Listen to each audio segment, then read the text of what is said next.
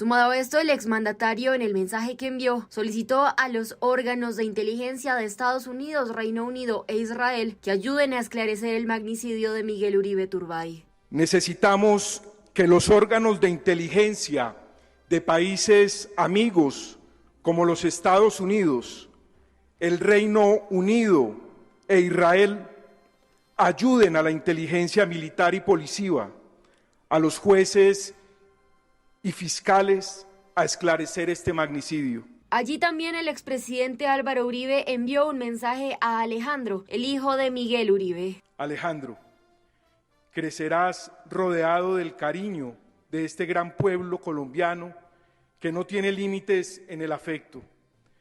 Desde el cielo te protegerá tu padre con el ejército de tu abuela Diana y de tu bisabuela Nidia.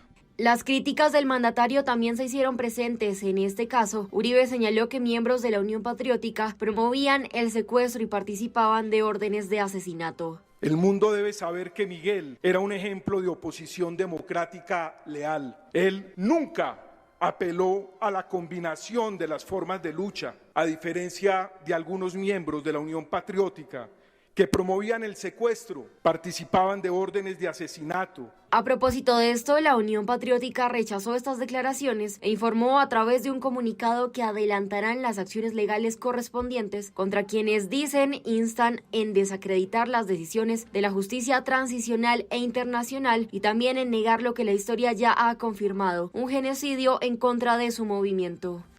Cristo, muy controvertida esta parte de la mención de la Unión Patriótica en las palabras del expresidente Álvaro Uribe Vélez.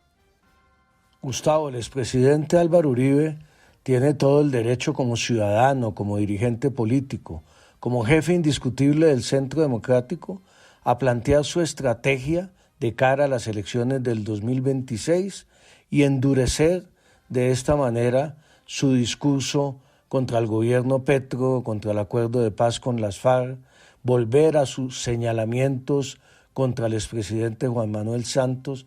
Todo eso hace parte de una controversia política que, aunque no es lo que más le conviene al país, se entiende y de alguna manera se justifica ese debate. Pero en lo que sí está profundamente equivocado es en el desconocimiento injusto a miles de víctimas de este país, a las víctimas de la Unión Patriótica, del genocidio, de unos episodios vergonzosos en la historia colombiana en la década de los 90 del siglo pasado. Desconocer ese genocidio o tratar de darle alguna justificación es realmente una afrenta a todas estas víctimas y es una salida en falso del expresidente Uribe. Tan víctima es hoy en Colombia Miguel Uribe, sus familiares, sus cercanos, el partido político Centro Democrático por este asesinato infame, como las miles de víctimas del genocidio de la Unión Patriótica en los años 90. No nos hagamos más daño. Entre todo esto que está pasando, Diana Saray, pues por supuesto viene toda la apuesta política sobre quién recibiría, entre comillas, las banderas de Miguel Uribe para enfrentarse a otros precandidatos del Centro Democrático. ¿Cómo están las cosas? ¿Qué se dice sobre eso, Diana Saray? Es el tema más crítico, sin duda, Gustavo, y mucho más cuando ayer el papá de Miguel Uribe le dijo a Álvaro Uribe que se encargara prácticamente él de definir quién iba a recibir esas banderas del Centro Democrático. Mire, ¿qué se sabe? Ayer el periodista Melquisedec Torres publicó en primicia que el nombre que quiere la familia de Miguel Uribe es el del exministro Juan Carlos Pinzón. Esto es real. Él era un amigo personal de Miguel Uribe y si bien pues no es parte del Centro Democrático, comparte claramente la visión de país que quería Miguel Uribe.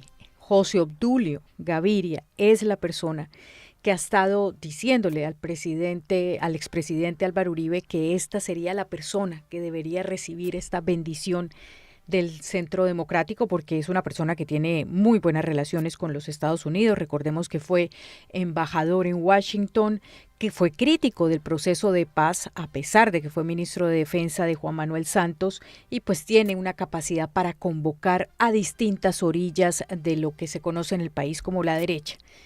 Pero Gustavo, el presidente Álvaro Uribe no quiere este nombre porque sabe que una decisión así pues generaría completamente un cisma dentro del Centro Democrático.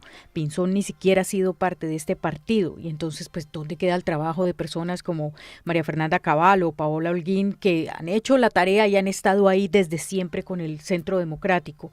Y además pues fue ministro de Santos y usted sabe que esa relación es imposible. Así que desde el Centro Democrático le digo, Gustavo, hay voces que me dicen que no, que eso es imposible. Tomás Uribe es un nombre que ha estado sonando y es real. Es más, se ha propuesto que vaya con fórmula vicepresidencial precisamente con Claudia Tarazona, la viuda de Miguel Uribe. Tomás Uribe no quiere, Gustavo, no quiere. Lo ha manifestado, pero le han dicho que vaya. Y pues Claudia Tarazona no es el momento aún para pensar en eso. Por eso van a esperar. Uribe está muy golpeado, esto es real, por eso desde el Centro Democrático quieren esperar unos días a que pase un poco esta emoción del momento, este dolor, y se sienten a hablar si van a seguir adelante con esta idea de la consulta interna dentro del partido para elegir el candidato o no. Pero lo que se sabe también, Gustavo, es que Uribe no está cerrado a que sea únicamente gente del Centro Democrático la que participe en esta consulta. Y ahí aparecen nombres como el de Abelardo de las Priella, que usted sabe que es muy cercano al expresidente Uribe y que está haciendo ojitos para que lo reciban por ahí. Un nombre que sí le digo completamente descartado, el de Vicky Dávila. Lo que ha pasado en los últimos días, la afrenta que tuvo con Abelardo de las Priella no cayó bien porque perciben que Vicky pues ha terminado peleando con todos los miembros del Centro Democrático y con todos los de la misma oposición. El hecho de pensar en el nombre de uno de los hijos del expresidente Álvaro Uribe tiene además una resistencia enorme dentro de la familia. Recuerde usted que ambos hijos están casados, ya son padres de familia, han visto lo mismo que doña Lina, la que fue la primera dama, la esposa del expresidente Álvaro Uribe, lo que ha padecido, lo que ha sufrido, el calvario que terminó con esa sentencia judicial de 12 años y pues lo último en que estarían pensando es entrar en esa vaca loca de la política, pero por supuesto las voces hacen un llamado, sobre todo a Tomás, pero también en las últimas horas habló Jerónimo, habló de la partida de Miguel Uribe y lamentó la ausencia de su padre en las exequias. A ver, Mariana. Buenos días, Gustavo. Pues mire, durante las exequias del senador Miguel Uribe Turbay realizadas en la Catedral Primada de Colombia, Jerónimo Uribe, hijo menor del expresidente Álvaro Uribe, expresó su sentir ante la muerte del senador y aseguró que era el mejor de su generación. Escuchémoslo. La muerte de Miguel es una tragedia que nos duele mucho. Miguel es sin duda el mejor de su generación. Nos duele por su familia, nos duele por Colombia. Como dije, en lo personal, me duele estar aquí. En estas declaraciones, Jerónimo resaltó el impacto que Miguel tuvo en su padre, afirmando que generó una esperanza que llevaba mucho tiempo sin ver en él. Miguel despertó en Álvaro Uribe un cariño, una admiración y una esperanza que yo llevaba mucho sin ver en él. Todo nuestro apoyo, toda nuestra solidaridad y todo nuestro cariño. Finalmente, en estas declaraciones, Jerónimo Uribe sostuvo que quien debería estar acompañando y dando ánimo a la familia del senador en su homenaje era su padre, el expresidente Álvaro Uribe. 6:19 a.m. El presidente Gustavo Petro pidió a la ciudadanía que no caiga en la trampa de los asesinos del senador Miguel Uribe, que según él son los que están buscando que los colombianos nos matemos entre nosotros, Sebastián.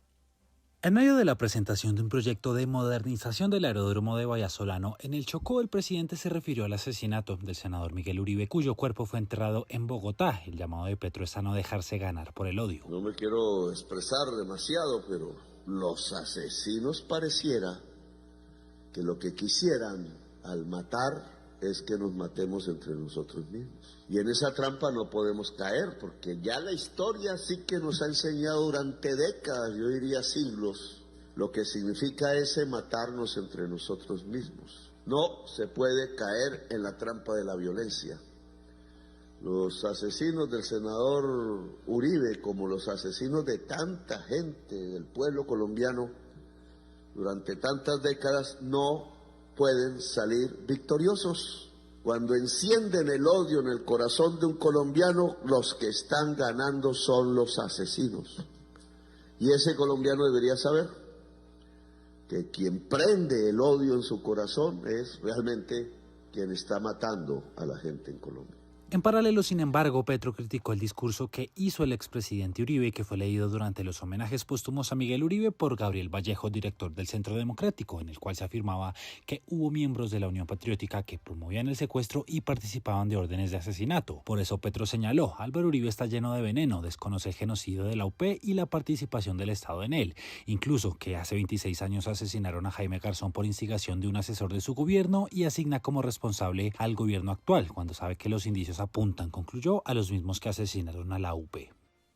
Sebastián, gracias. Ahora, en todo este asunto del sepelio de Espinosa, hubo un momento muy conmovedor que tocó el corazón del enviado especial del presidente de los Estados Unidos y que tiene que ver con nosotros, con Colombia. Sí, una historia que ha contado el señor Christopher Landau, Gustavo, que es muy impresionante y que tiene que ver en efecto con su familia y con Colombia. Él es el segundo de la Secretaría de Estado que envió el gobierno de Donald Trump al funeral del senador Miguel Uribe Turbay. Cuenta el señor Landau que Colombia es un país muy especial para él porque Colombia en 1938 recibió a su papá cuando su papá, que era judío, huyó de Austria en ese año, cuando estaba obviamente ya comenzando lo peor de la Segunda Guerra Mundial, y que después logró liberar a sus papás, es decir, a sus abuelos, al año siguiente, y que sus abuelos paternos vivieron felices en Colombia el resto de sus vidas, que nunca conoció a su abuelo, el señor Landau, porque murió antes de que él naciera, y que vio a su abuela, Omi,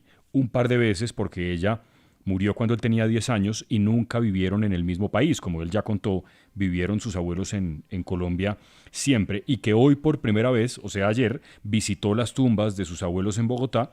Como no tiene familia acá, me temo que nadie las ha visitado en años, pero estaban bien conservadas, un día muy emotivo. Y adjunta las dos fotos de las tumbas de sus abuelos, Max Nussbaum y el doctor Jacob Landau, que estaban allí pues bien tenidos, y por eso él ha contado esa historia. Él habla por supuesto bien español y ha contado esta historia que tiene que ver con Colombia.